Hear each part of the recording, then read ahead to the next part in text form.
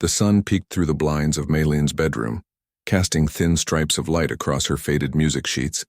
She'd been up since 4 in the morning, but her fingers still moved across the piano keys with the same intensity as when she'd started. The Chopin piece had become part of her, like breathing. Her mother often joked that May could play it in her sleep, and sometimes she did, her fingers twitching against her blanket in perfect rhythm. The small apartment filled with the rolling thunder of the final crescendo when her phone buzzed. May ignored it. The piece demanded complete focus, especially the tricky transition that had been giving her trouble for weeks. But when it buzzed again, and then a third time, curiosity got the better of her. "Hello?" she answered, slightly annoyed at the interruption. "Is this May Lin?"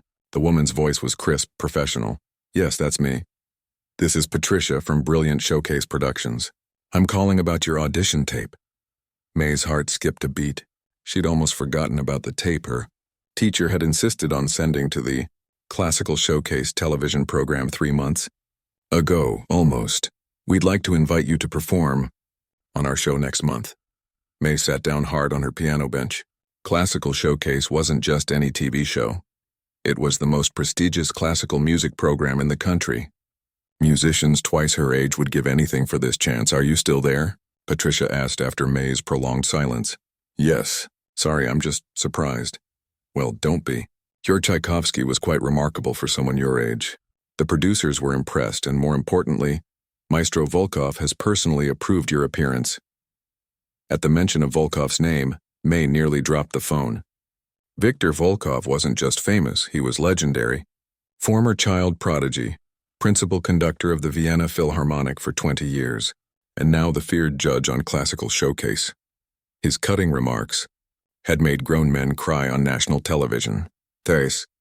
Show tapes on May 17th. Can you be in New York by the 15th for rehearsals?" May 17th, that was just 4 weeks away.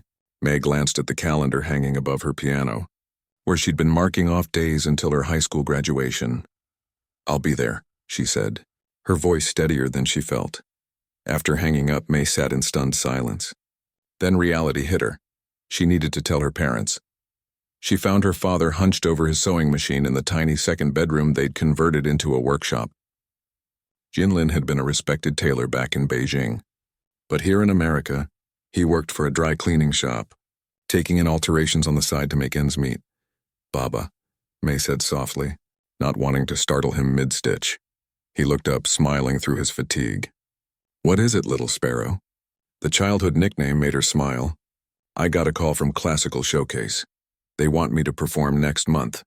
In New York." Her father's weathered hand stilled. He removed his glasses, wiping them slowly with a cloth as if giving himself time to process her words. "Volkov's show?" he asked finally. May nodded. A slow smile spread across her father's face. "Your mother will be over the moon." As if on cue, the front door opened and May's mother called out a greeting. Lian Lin worked double shifts as a nurse's aide at the local hospital, coming home each day with swollen feet but never a word of complaint. When May shared her news, her mother's exhaustion seemed to vanish. She clasped her hands together, eyes bright with unshed tears. "I knew it," she whispered. "I always knew you were meant for greater things." That night, after her parents had gone to bed, May sat at her piano in the dark. The excitement had worn off, leaving room for doubt to creep in. She was just a 17-year-old from a small town. Most of the musicians on Classical Showcase had studied at Juilliard or Curtis. Some had already performed with major orchestras. What did she have? A second-hand upright piano and lessons with Mrs. Abernathy, a retired music teacher who charged less than market rate because she believed in May's talent. May placed her fingers on the keys but didn't press down. Instead, she closed her eyes and made a decision. If she was going to do this, really do this, she needed to be better than good.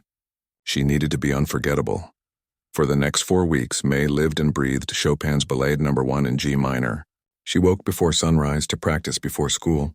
She skipped lunch to use the music room's grand piano. She stayed up until her fingers cramped and her eyes burned. Mrs. Abernathy added extra lessons, refusing payment despite the Lin family's insistence. "You'll pay me back by showing Volkov what real music sounds like," the older woman said with a wink during their final lesson. "That man has forgotten that technique without heart is just noise."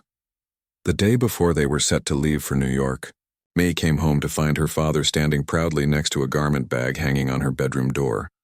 "Open it," he urged. Inside was the most beautiful dress May had ever seen. Deep blue silk flowed like water with tiny crystals scattered across the bodice like stars.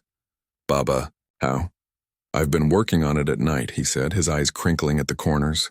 "Every great performer needs a costume worthy of their talent." May threw her arms around her father, breathing in the familiar scent of starch and aftershave. "It's perfect. Just like my daughter," he whispered into her hair. The journey to New York was May's first time on an airplane. She pressed her face against the small window, watching clouds pass beneath them like a sea of cotton. Her mother sat beside her, clutching a worn photo of her own mother, May's grandmother, who had been a pianist in China before the Cultural Revolution forced her to abandon music. "She would be so proud," Leon said, tracing the faded image with her fingertip. "You're living her dream."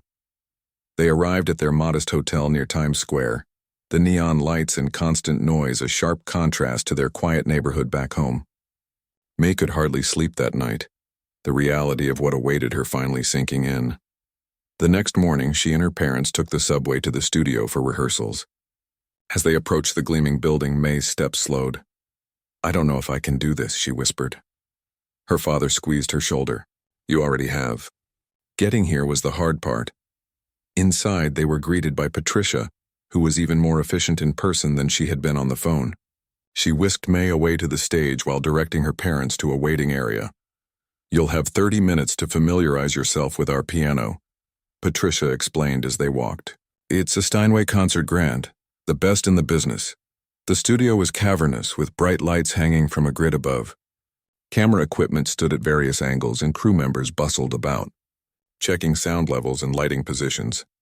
And there, in the center of it all, stood the piano, gleaming black, majestic, its lid raised like a great wing. May approached it slowly, almost reverently. Her fingers hovered above the keys before she sat down on the bench and played a single note. The sound rang clear and true, filling the space with a richness her home piano could never achieve. She began to play, tentatively at first, then with growing confidence as the Steinway responded to her touch. It felt like dancing with a partner who anticipated her every move. "Not terrible," a voice cut through her reverie, "but not remarkable either."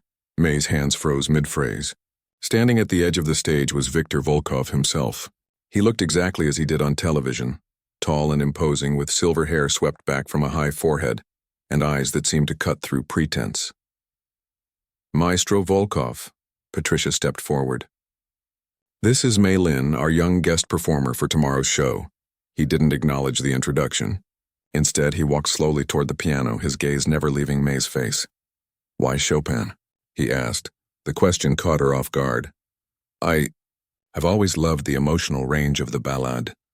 It was neither approval nor dismissal. "And what makes you think you understand the emotions of a man who composed this nearly 2 centuries ago?" Before May could answer, he waved his hand. "Never mind. Technical proficiency will suffice for our audience.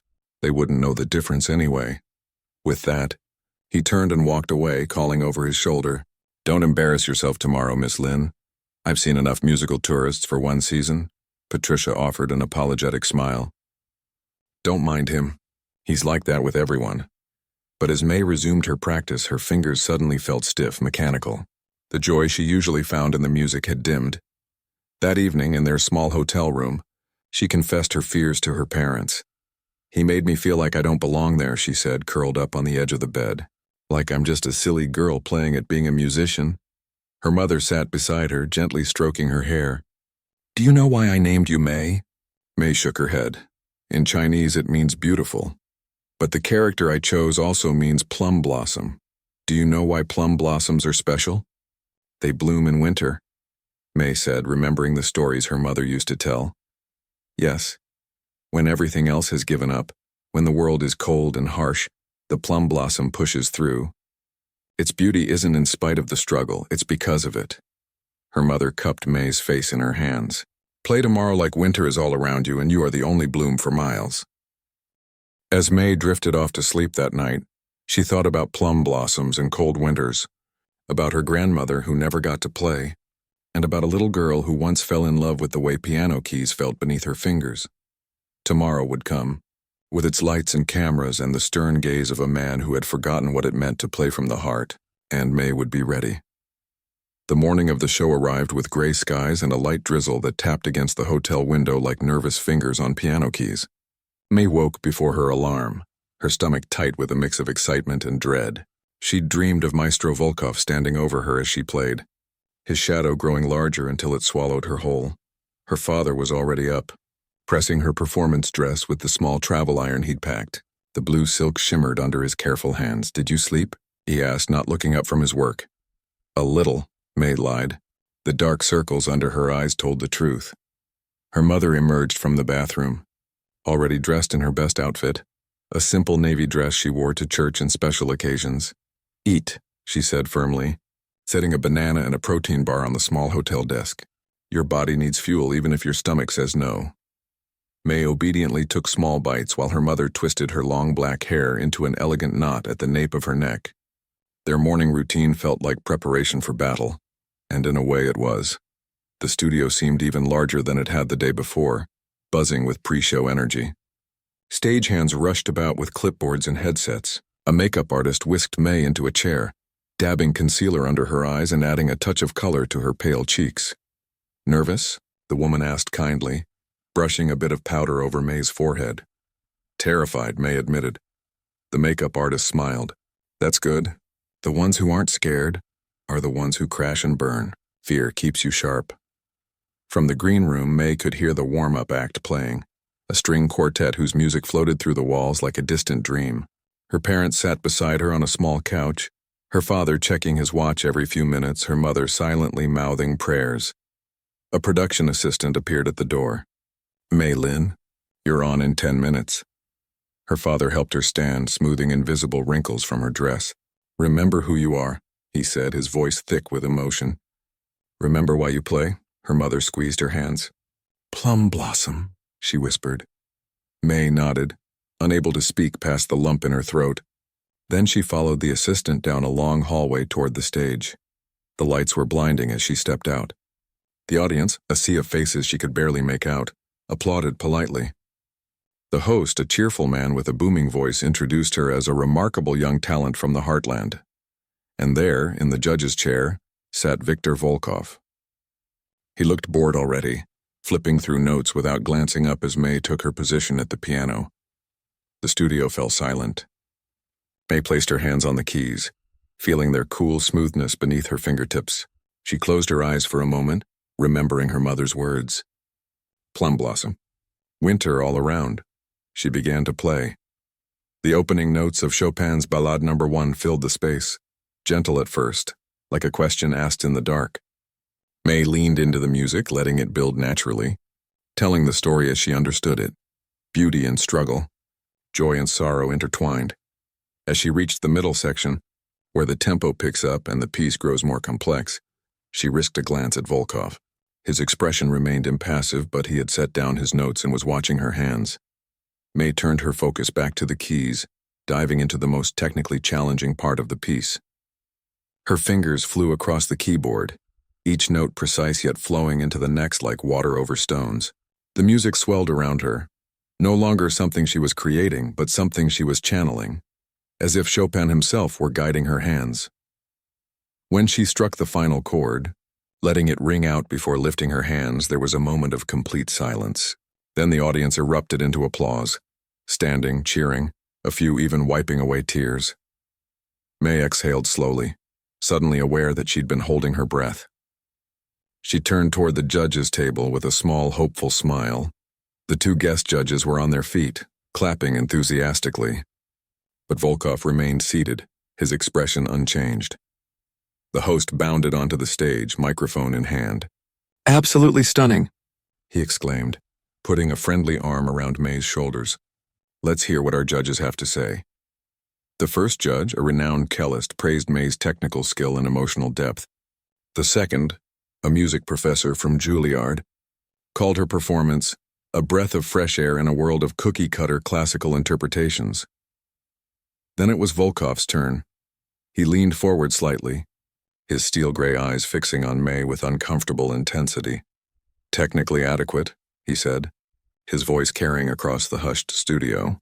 But utterly soulless, a murmur ran through the audience. May felt as if she'd been slapped. You play all the right notes, Volkov continued. But it's like watching a trained monkey press keys. There is no understanding, no true feeling behind the performance. The studio grew so quiet May could hear the blood rushing in her ears. Her hands began to tremble. Perhaps, Volkov said, rising from his chair. I can demonstrate what I mean. He walked toward the piano, gesturing for May to step aside. She moved away on unsteady legs, her cheeks burning with humiliation. Volkov positioned himself at the keyboard with practiced grace. This is how this passage should sound, he announced, and began to play the middle section of the ballade. His technique was flawless, his fingers moving with incredible precision and speed. But there was something mechanical about his performance, as if the notes were being played exactly as written, without any room for breath or interpretation. When he finished, he looked up at May with a thin smile. Do you hear the difference? The cameras caught May's face in close-up, her eyes glistening with unshed tears, her lower lip caught between her teeth to stop it from trembling. Perhaps in a few years, Volkov concluded, returning to his seat, you'll understand what music truly is. But for now, I would suggest more practice and less reliance on empty theatrics. The host rushed back on stage, clearly uncomfortable with the tension. Well, that's certainly a professional perspective. Let's thank Mei Lin for her beautiful performance. The audience applauded again, but now it felt different, tinged with pity, with second-hand embarrassment. As May made her way off stage, she could feel their eyes on her back, could almost hear their thoughts. Poor girl. She tried her best. What a shame. In the wings, her parents waited. Her mother's face was tight with anger, her father's with concern. They moved toward her, arms outstretched, but May couldn't bear their comfort just yet. She shook her head and hurried past them, finding a quiet corner behind some equipment cases where she could be alone. The tears came then, hot and humiliating. All those hours of practice, all those sacrifices her parents had made. For what? To be publicly shamed by a man whose opinion could make or break a musical career? Don't let him see those tears. May looked up, startled. A stagehand stood nearby, coiling cables. She was older, maybe in her 50s, with streaks of gray in her dark hair. What? May asked, quickly wiping her face. Volkov, don't give him the satisfaction. The woman continued her work, not looking at May directly. He does this every season. Picks one performer to tear apart, usually the one with the most potential. Why would he do that? The woman shrugged. Because he can. Because he's forgotten what it means to play from the heart instead of the ego. She finished with the cables and finally turned to face May. He used to be different, you know, back when he still performed. May had read about Volkov's performing career in old music magazines, a child prodigy who grew into one of the most celebrated pianists of his generation, until he suddenly stopped performing and turned to conducting instead. What happened to him? She asked. Carnegie Hall, 1997, the woman said. He was supposed to play Rachmaninoff's Piano Concerto No. 3, most difficult piano concerto ever written. She tapped her temple. I remember because I was there. Front row, music student with a cheap ticket. May leaned forward, suddenly curious. And he couldn't do it. Got halfway through and just stopped, walked off stage and never performed solo again. The woman picked up her toolbox. Some say it broke something in him. Now he breaks others instead of fixing himself. She started to walk away, then turned back. The show's not over, you know. Each performer gets a second piece after the judge's comments. It's in your contract, May stared after her. A second piece. She hadn't prepared anything else, had been so focused on perfecting the ballade that she hadn't considered an encore. But now, her parents found her a few minutes later. Her mother held her close, whispering fierce reassurances in Mandarin.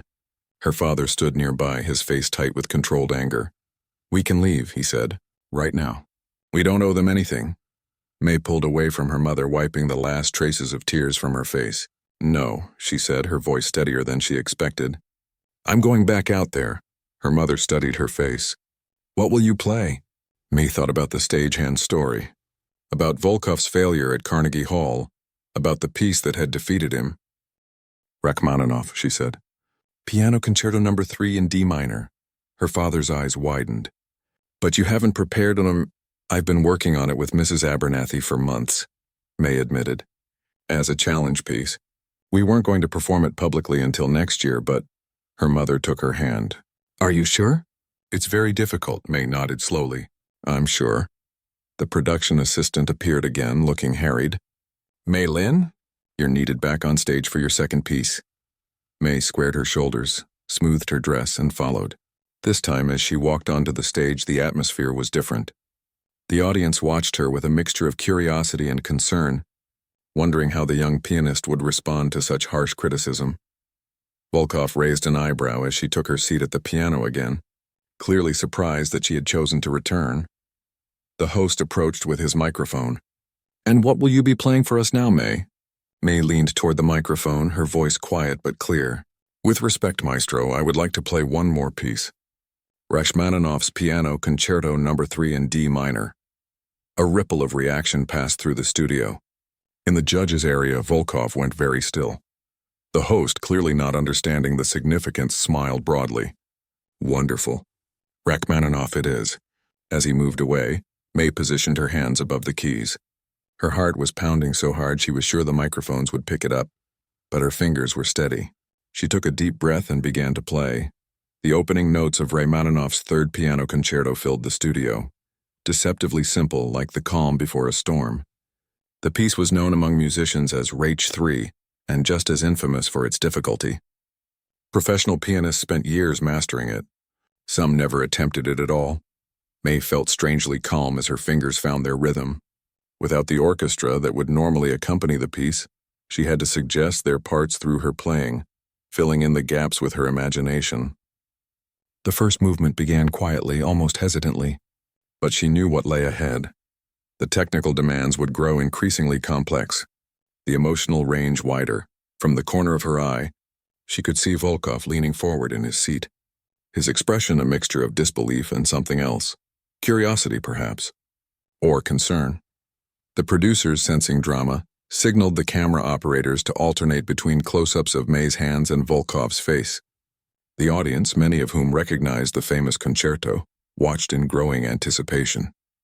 This wasn't just a performance now, it was a challenge. May moved through the first section with growing confidence.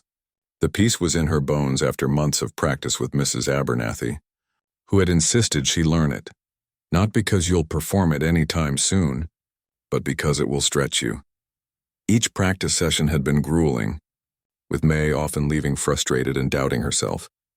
But now those hours felt like preparation for this exact moment. As she approached the end of the first movement, May faced her first major hurdle, the cadenza, a section where the piano plays alone in an extended solo passage. Rachmaninoff had written 2 different cadenzas for this concerto, one challenging but reasonable, and another so fiendishly difficult that even he sometimes chose to play the easier version. Without hesitation, May launched into the harder cadenza, the very one that had defeated Volkov years ago. Her hands began to dance across the keyboard, sometimes crossing over each other, sometimes stretching to reach impossible combinations of notes. The tempo increased, the dynamics swelled.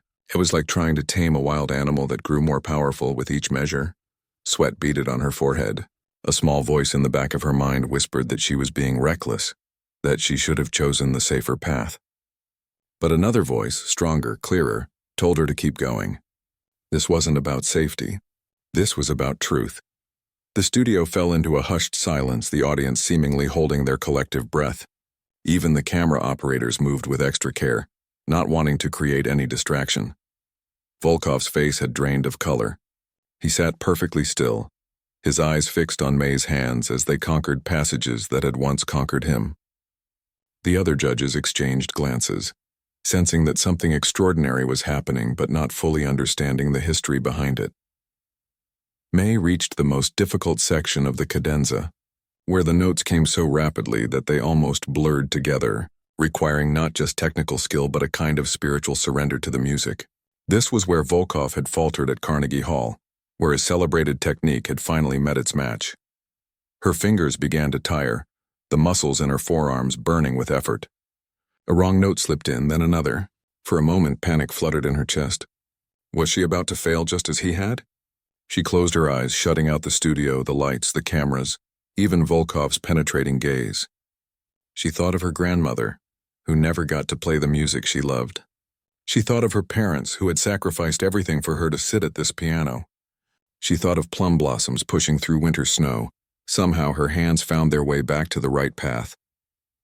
The mistakes melted away as she surrendered completely to the music, letting it flow through her rather than trying to control it. It wasn't about getting every note perfect anymore. It was about telling the story that Rachmaninoff had written, the journey from struggle to transcendence. As she completed the cadenza and moved into the second movement, May opened her eyes. A strange calm had settled over her. The pain in her arms was still there, but it felt distant now, unimportant compared to the world she was creating with each note. The second movement of the concerto was slower, more introspective, allowing both performer and audience a chance to breathe after the technical fireworks of the first. May leaned into the melodic lines, giving them room to sing. This was music that spoke of longing, of homesickness, of finding beauty in melancholy, emotions she understood well. She caught a glimpse of her parents at the edge of the stage. Her mother had tears streaming down her face. Her father stood with his arm around his wife's shoulders, his expression a mixture of awe and fierce pride. The final movement approached, the conclusion of the massive work. It began with a march-like theme that grew increasingly urgent, driving toward an inevitable climax. May's hands, though tired, found new energy. The technical challenges were still formidable, but she was riding the wave of the music now, carried forward by its momentum. As she neared the final pages of the concerto, she risked another glance at Volkov. He hadn't moved, hadn't shifted his gaze from her hands.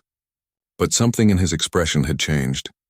The cold assessment was gone, replaced by something more complex, a reluctant recognition perhaps, or even a kind of wonder.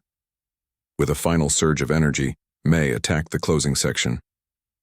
The tempo increased, the dynamics grew more powerful, until at last she reached the thunderous conclusion, a triumphant resolution of all that had come before. Her small frame somehow contained the massive sound as she struck the final chords with every ounce of strength she had left. And then, silence. For several heartbeats, nobody moved, nobody breathed. The last notes hung in the air like a question waiting for an answer. Then, as if a dam had broken, the audience erupted. They weren't just applauding, they were on their feet shouting, some even crying. It was the kind of response usually reserved for concert halls after career-defining performances, not television studios on ordinary weekday afternoons. The host rushed onto the stage, his professional smile barely containing his genuine amazement. "Ladies and gentlemen," he shouted over the continuing applause, "May Lin." May sat at the piano, suddenly exhausted. The adrenaline that had carried her through the performance was fading, leaving her hands shaking and her mind fuzzy. She rose unsteadily, offering a small bow to the audience, who showed no signs of quieting down. The host gestured toward the judges' table. "I think we're all eager to hear what our panel has to say about that extraordinary performance." The guest judges were still standing, adding their enthusiastic applause to the audience's. But all eyes were on Volkov, who remained seated, his expression unreadable. Slowly, deliberately, he rose from his chair. The studio fell quiet again, waiting for his verdict. May braced herself, unsure if she could bear another cutting remark after having left everything she had on that piano. Volkov cleared his throat, his usual confident demeanor slightly shaken.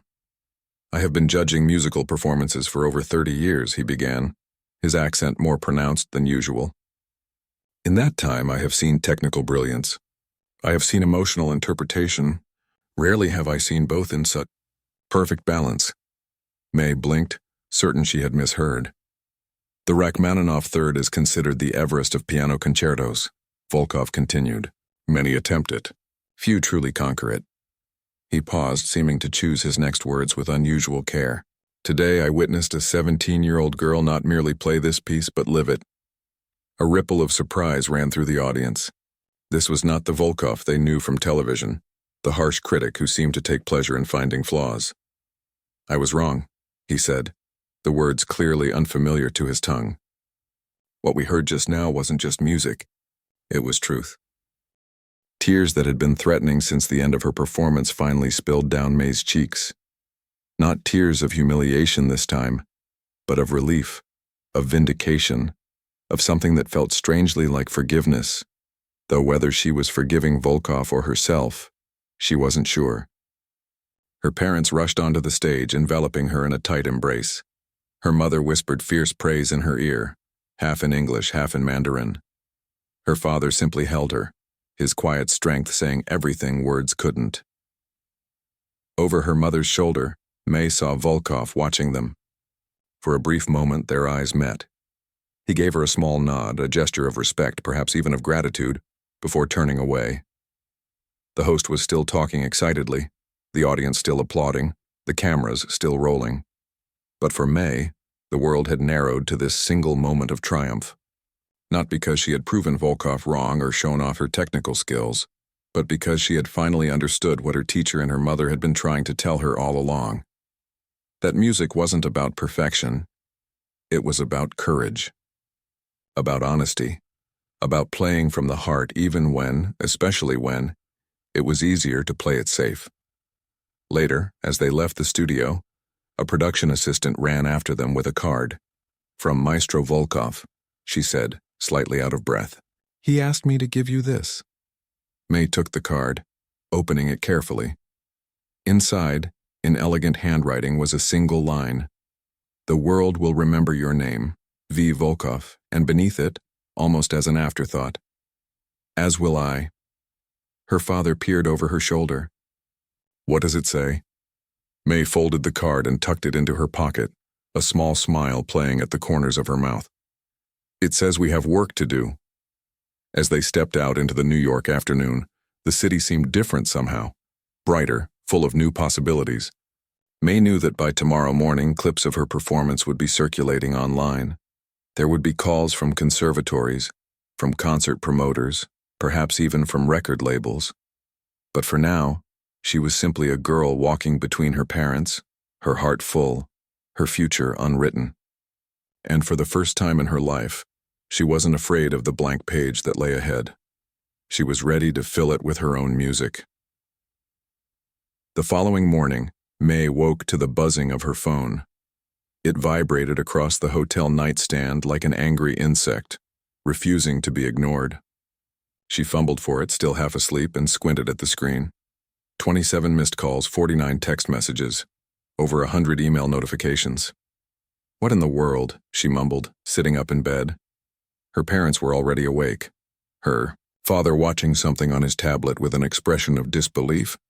Her mother pacing the small room while talking rapidly in Mandarin on her phone. "It's everywhere," her father said, turning the tablet toward her. "Look." On the screen was a video titled, "Unknown Teen Pianist Stuns World-Famous Maestro, Full Performance." The view count was already over 2 million. May's stomach did a strange flip. She took the tablet with trembling hands and pressed play. It was her performance from yesterday, but professionally edited, with multiple camera angles capturing both her intense concentration and Volkov's changing expressions. The comments section was filled with thousands of responses, most expressing amazement, many asking who this young pianist was and why they hadn't heard of her before. "The show wasn't supposed to air until next week," May said, confused. Her mother ended her call and sat on the edge of the bed. "The producers released your segment early. It's gone viral." She showed May her own phone, where social media feeds were flooded with clips of her performance. "Mrs. Abernathy just called. Your hometown newspaper wants an interview, and the school principal left 3 messages asking if you'll still be attending graduation next month." Before May could respond, her phone buzzed again, an unknown number with a New York area code. "Hello?" she answered cautiously. "Is this May Lynn?" The woman's voice was crisp, professional, but not Patricia from the show. "Yes, it is. This is Eleanor Wells from the Juilliard School of Music. Our admissions committee watched your performance last night. We'd like to schedule an audition at your earliest convenience." May nearly dropped the phone. "Juilliard? But application deadlines were months ago. We're prepared to make an exception in your case. Your interpretation of the Rachmaninoff was, well, extraordinary is an understatement." After hanging up, May sat in stunned silence while her parents looked at her expectantly. "Juilliard wants me to audition," she said finally. "They're making an exception for me." Her mother clasped her hands together, eyes shining. "Of course they are." Her father was more practical. "When? Where?" How much will it cost? Before May could answer, her phone buzzed again, and again, and again. The calls kept coming. Other music schools, local orchestras, a public radio station, requesting an interview, a talent agent offering representation. By noon, they had to turn off their phones just to think clearly. May's father suggested they extend their hotel stay for a few more days to sort everything out, but they soon discovered that wouldn't be necessary. There was a knock at their door. Her father opened it to find Patricia from Classical Showcase standing in the hallway. The network would like to offer May and her family an extended stay in one of our corporate apartments, she explained. Just until things settle down. The media attention is likely to continue for a while, and we feel somewhat responsible. Her parents exchanged glances. That's very kind, her mother said cautiously, but we couldn't possibly. All expenses paid, Patricia added quickly. Consider it an apology for Maestro Volkov's initial harshness. And perhaps May might be willing to make a few follow-up appearances on our network. That evening, they found themselves in a spacious two-bedroom apartment in Manhattan with floor-to-ceiling windows overlooking Central Park. It came complete with a baby grand piano in the living room. In case you feel inspired, Patricia had said with a wink. May ran her fingers over the polished black surface of the piano, scarcely believing how much had changed in 24 hours. Yesterday morning, she had been a nervous teenager from a small town, worried about embarrassing herself on television. Now she was staying in a luxury apartment, fielding offers from the best music schools in the country. Don't get used to it, her father said gently, noting her wide-eyed wonder at their surroundings. Remember who you are. Her mother nodded in agreement. Fame is like a balloon. It rises quickly but can pop just as fast. May knew they were right, but it was hard not to be swept up in the excitement. She sat at the piano and played a few experimental notes, testing its sound and feel. It responded beautifully, with a warmth and resonance her family's upright piano could never match. Over the next few days, life took on a dreamlike quality. May gave interviews, played short pieces for morning shows, and met with representatives from conservatories and music programs. Her parents remained by her side through all of it, her father carefully reading every contract before allowing her to sign anything, her mother making sure she ate properly and got enough rest between appearances. A week after her performance, just when May was starting to adjust to her new reality, Patricia appeared at their apartment with news. Maestro Volkov would like to see you, she said without preamble. May froze. Despite his complimentary words after her performance and the note he'd sent, the thought of facing Volkov again made her stomach tighten with anxiety. Why? Her father asked protectively. Patricia smiled. He wouldn't say exactly, only that it's important. That afternoon, they were driven to a stately brownstone on the Upper West Side. May's hands were cold with nervousness as they climbed the steps to Volkov's private residence. The door was opened by a housekeeper who led them silently through a hallway, lined with framed concert posters and music awards. At the end was a large, sun-filled room dominated by two grand pianos placed side by side. Volkov stood by the window, looking out at the street below. He turned as they entered, and May was struck by how different he appeared in this setting. Less intimidating somehow, more human. He wore a simple black sweater instead of his usual formal attire, and his silver hair was slightly disheveled. Thank you for coming, he said, his accent more pronounced than it had been on the show. He gestured toward a seating area. Please. May's parents sat stiffly on the edge of a leather sofa. May perched beside them, trying to hide her nervousness. I'll be direct, Volkov said, remaining standing. I've been watching your interviews this week. You have received many offers, yes? May nodded. Yes, sir.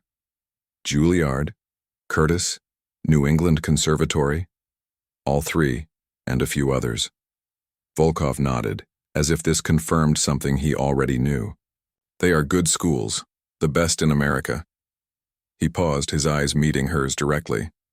But I have a different proposal. He walked to a side table and picked up a thick envelope, which he handed to May. Next month, I begin a European tour with the Vienna Philharmonic. 12 cities in 8 weeks, we need a soloist. May stared at him, uncomprehending. A soloist? For the Rachmaninoff. The pianist who was scheduled had to withdraw, medical reasons. A small smile played at the corners of his mouth. It seems the universe has created an opening. Her father leaned forward. You're offering my daughter a place on your tour, as a featured soloist? With the Vienna Philharmonic, Volkov confirmed, one of the world's greatest orchestras. But I'm only 17, May said, her voice small. I've never played with an orchestra before. Age is irrelevant to music. You proved that on my show. Volkov's expression softened slightly. As for experience, yes, there is much you will need to learn. Which is why I am offering not just performance opportunities, but mentorship. The word hung in the air between them. Mentorship. From Viktor Volkov, one of the most celebrated musicians alive. Her mother found her voice. This is a very generous offer, Maestro, but May's education will be enhanced, not hindered, Volkov interrupted. I've arranged for tutors to travel with us. She will continue her studies while gaining practical experience that no classroom can provide. He turned to May again. The choice is yours, of course. The conservatories will still want you after a year, if you decide that is your path. But this opportunity, we spread his hands, this may not come again. May's mind raced. 2 weeks ago, she had been practicing in her bedroom, dreaming of someday playing in front of a real audience. Now she was being offered a tour with one of the world's premier orchestras. May I ask you something, Maestro? She said finally. Volkov nodded. Why me? There are thousands of talented pianists who would give anything for this opportunity, many with more training and experience than I have. Volkov was silent for a moment, considering her question. 27 years ago, I attempted to play the Rachmaninoff Third at Carnegie Hall, he said finally. I failed, not because of technical inadequacy, but because of fear. I was afraid of the piece and of what it demanded emotionally. I played the notes, but not the music. He looked away, out the window again. I never tried it again. Instead, I became a judge of others' courage. He turned back to May. When you played it on my show, you reminded me of something I had forgotten. That music is not about perfection. It is about truth, about vulnerability. A hint of his old intensity returned.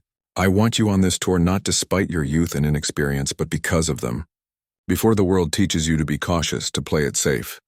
May looked at her parents. Her father's expression was thoughtful. Her mother's torn between excitement and concern.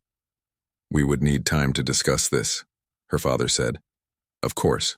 The details are all in the envelope: dates, venues, compensation. Volkov moved toward the door, then paused. One more thing. The tour concludes with a performance at Carnegie Hall. The significance wasn't lost on any of them. The very stage where Volkov's performing career had effectively ended could be where May's began. As they rode back to their temporary apartment in a taxi, May's parents were unusually quiet, each lost in their own thoughts. What do you think? May finally asked. Her mother took her hand. I think that 1 week ago I was worried about you being disappointed by a television show.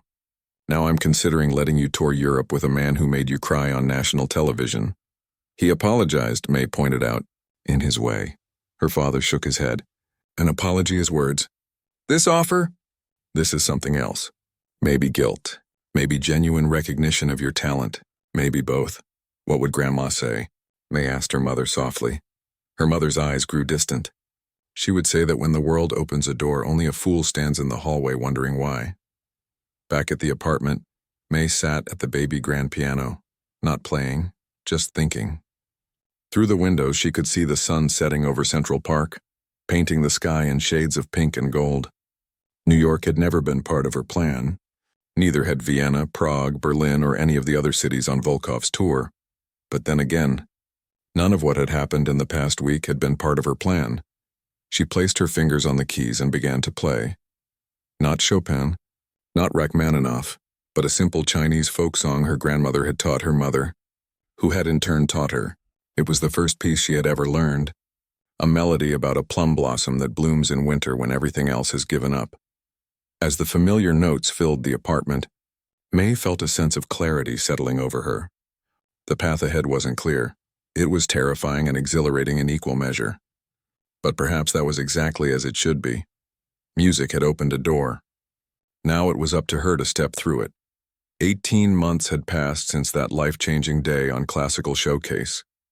18 months of concert halls and unfamiliar hotel rooms, of rehearsals that stretched into the night and standing ovations that made every sacrifice worthwhile. 18 months of learning not just about music but about herself. Tonight May stood in the wings of Carnegie Hall, peeking out at the audience filing into their seats. The famous venue was even more magnificent than she had imagined, the warm lighting catching the gold leaf details of the ceiling, the plush red seats filled with expectant faces, the stage waiting like an empty canvas. Nervous? She turned to find Volkov beside her, dressed in his conductor's tails, his silver hair combed perfectly into place. Over the course of their tour, she had come to recognize the subtle variations in his typically stern expression. Tonight she saw not the harsh critic who had once humiliated her on television, but the mentor who had pushed her to grow in ways she never thought possible. A little, she admitted. It's Carnegie Hall. He nodded, understanding the weight those two words carried. For me as well. This was the final stop on their European tour, which had extended far beyond the original 12 cities in 8 weeks. What had begun as a temporary opportunity had evolved into a partnership that surprised them both. Critics had called their collaboration inspired. The veteran conductor and the teenage prodigy challenging and complementing each other in unexpected ways. I never thought I would stand on this stage again, Volkov said quietly, certainly not with this piece. The Rachmaninoff Third. The concerto that had once defeated him and now, in a strange twist of fate, had given him a second chapter to his career. Not as a soloist, but as a conductor and mentor. May's parents appeared beside them, her mother straightening the midnight blue gown they had chosen together for this special night. It was a grown-up version of the dress her father had made for her first television appearance, still with tiny crystals scattered across the bodice like stars, but more sophisticated, reflecting how much had changed. Your grandmother would be so proud, her mother whispered, adjusting a strand of hair that had escaped from May's elegant updo. Her father simply squeezed her shoulder, his eyes saying what words couldn't. They had been with her for every step of this journey, arranging leaves of absence from their jobs, taking turns traveling with her when the tour schedule allowed. Her mother had become her unofficial manager, her father her most trusted critic. 5 minutes, the stage manager announced, moving past them with a clipboard. Volkov gave her a small nod. I'll see you out there. He moved away to speak with the concertmaster, leaving May with her parents. No matter what happens tonight, her father said, remember to know who I am. May finished with a smile. I know, Baba. It had become their ritual before every performance, a reminder that neither success nor failure defined her worth. The stage manager signaled again, and May took a deep breath. Her parents moved back into the shadows as she prepared to make her entrance. May, her mother called softly. Plum Blossom. With those words warming her heart, May stepped onto the Carnegie Hall stage. The applause was immediate and enthusiastic. Word had spread about the young pianist who had stunned audiences across Europe, and New York was eager to witness the phenomenon for themselves. As she made her way to the Steinway at center stage, May caught glimpses of familiar faces in the audience. Mrs. Abernathy, her first teacher, seated in the front row. Classmates from her high school who had raised money to fly to New York. Even the stagehand from Classical Showcase who had told her about Volkov's history with the Rachmaninoff. May took her seat at the piano as Volkov strode onto the stage to even louder applause. He bowed to the audience, then turned to the orchestra. Their eyes met briefly, a moment of silent communication that had become part of their performance ritual. The hall fell quiet. Volkov raised his baton, and the journey began once more. The opening notes of the concerto felt like old friends now, familiar, yet always fresh. May had performed this piece in Warsaw and Vienna, in Berlin and Prague, in London and Paris. Each performance had been different, shaped by the acoustics of the hall, the responsiveness of the orchestra, her own evolving understanding of the music. But this performance at Carnegie Hall carried special weight. For both her and Volkov, it represented a full circle. His return to the site of his greatest disappointment, her arrival at the venue that had shaped her musical imagination long before she'd ever seen it. As they moved through the first movement, May felt a unique harmony with the orchestra. After months of performing together, they breathed as one entity, anticipating each other's interpretative choices, supporting rather than competing with the soloist. Volkov conducted with an almost tender precision, his usual intensity softened by something that looked suspiciously like joy.